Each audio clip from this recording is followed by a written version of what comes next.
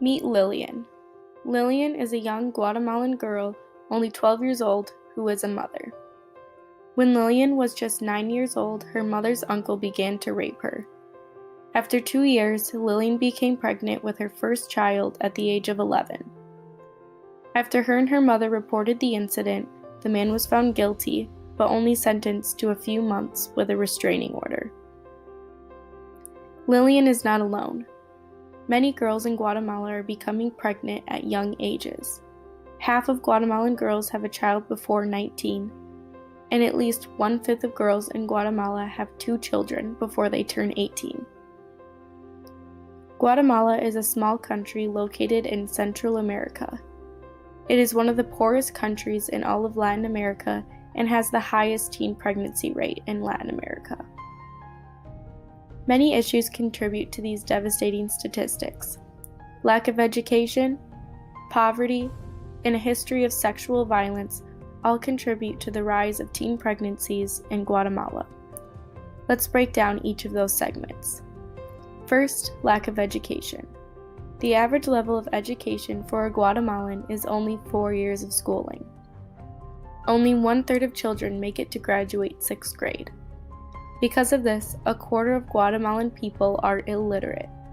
These statistics worsen when focusing on indigenous girls who are half as likely to complete primary school than any other children in Guatemala. Next, poverty. 75% of indigenous people in Guatemala live under the poverty line, with the average income being only $4 a day. Because of this, many families feel pressure to find their young daughters' husbands who are economically stable. Many families will trade their daughters at a young age for resources because they are so poor. Finally, history of sexual violence.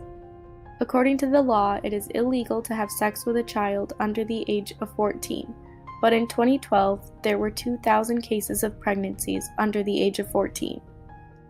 Only 8 of those cases resulted in convictions. About 90% of rapists in Guatemala are a family member. Of those, 30% are parents of the victim. Why does this matter? Early pregnancies affect the lives of both the mother and the baby. Babies born to mothers in poverty under the age of 20 are 50% more likely to be stillborn, premature, malnourished, or unable to survive longer than a few weeks. Complications from childbirth in teens are so severe that they make up the second leading cause of death in 15 to 19-year-olds in Guatemala.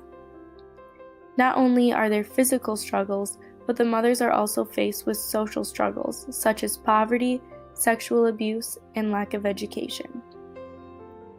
I would like to focus on preventing teen pregnancies in Guatemala by creating a product that will help fight sexual violence, more specifically in young indigenous girls who are at a much higher risk.